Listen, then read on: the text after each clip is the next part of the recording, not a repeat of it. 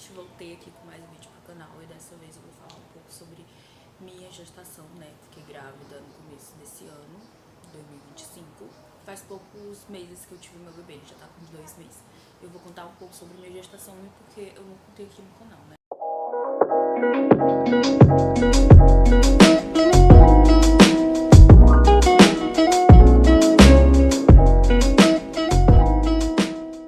Bom, assim que eu descobri minha gestação, que foi bem no começo ali de 2025, há um mês eu não sabia. Eu não tomava nenhum contraceptivo, porque o que eu tava tomando tava me fazendo muito mal. E eu não procurei saber se tinha outros métodos. Aí eu engravidei, né? Então não tava tomando nada. E quem não toma nada, né, acaba engravidando. É óbvio. A gestação, ela foi uma gestação de alto risco, né? Por quê? Porque antes de eu engravidar, eu tomava remédios para pressão. Foi uma pressão que foi um problema de pressão que eu tive por conta da minha ansiedade, que eu não investiguei a fundo, só fiz exames ali por cima. Então, tipo assim, tá tudo dando normal, mas a pressão no consultório é elevava, ou seja, eu tinha a pressão do jaleco branco. O que é a pressão do jaleco branco? A pressão do jaleco branco é quando sua pressão ela aumenta em consultórios, em hospitais. Eu ficava muito nervosa, muito ansiosa, sempre fui.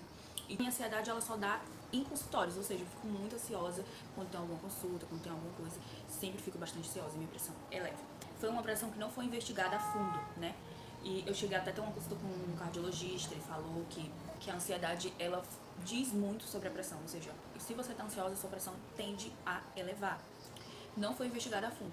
E quando os médicos, né, do meu pré-natal descobriram que eu tomava remédio de pressão, então já fui como gestação de alto risco. Então, tipo assim, quando eu engravidei, bem no comecinho da minha gestação, eu cheguei a tomar remédios, né, para pressão para gravidez, que são metildopro, quem teve pré-eclâmpsia, né, toma esse remédio. Só que esse remédio, ele em vez de controlar minha pressão, ele tava baixando demais, ou seja, precisou retirar, graças a Deus, que Deus é muito maravilhoso. Eu não cheguei a tomar esse remédio por muito tempo, eu só consegui ele tomar em uma semana e minha pressão baixou demais. Eu em casa, eu ficava querendo desmaiar, eu dormia muito, quando era 7 horas da noite eu já tava dormindo e dormia até outro dia, tá, gente? Isso era muito, baixava demais minha pressão chegou a 7/8. Os médicos acham melhor retirar e ficar prestando atenção. Então, eu ficava sempre medindo minha pressão 2 vezes ao dia, uma de manhã e uma à noite. Durante toda a gestação nunca elevou, do começo ao fim minha pressão sempre foi normal. O único problema que eu tive foi com DMG descompensada, diabetes gestacional, mas minha diabetes também não era tão alta.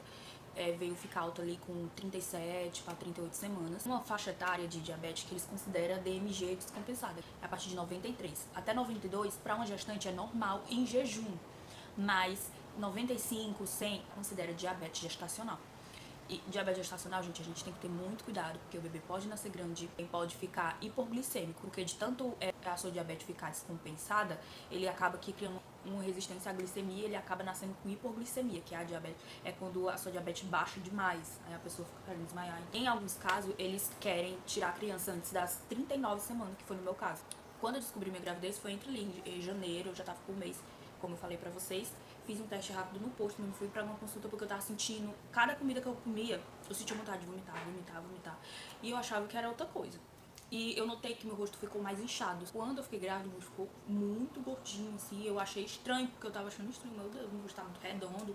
Será que eu tô com algum problema? Eu até pensei que poderia ser algum micropolicístico, que minha menstruação sempre foi regular, tá? Nunca foi desirregular, não. Sempre vinha certinho. Só que em janeiro, ela não veio.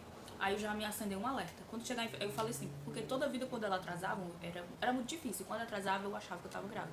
Mas dessa vez eu não achei que eu tava grávida. Mas aí eu disse, quando chegou o finalzinho de janeiro e minha menstruação não desceu, eu pensei logo assim, vou esperar fevereiro pra ver se realmente vai descer ou não. Porque às vezes, quando eu não menstruava o mês inteiro, eu menstruava no comecinho do outro mês.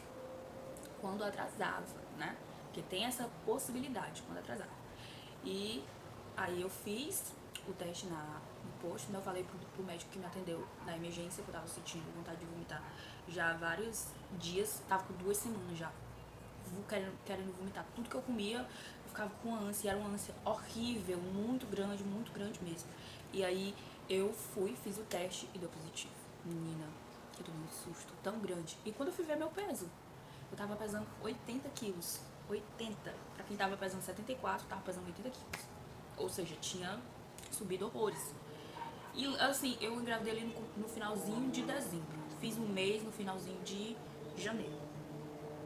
o meu DPP tava pra dia 21 de setembro, mas eu tive ele antes por conta da minha DMG descompensada.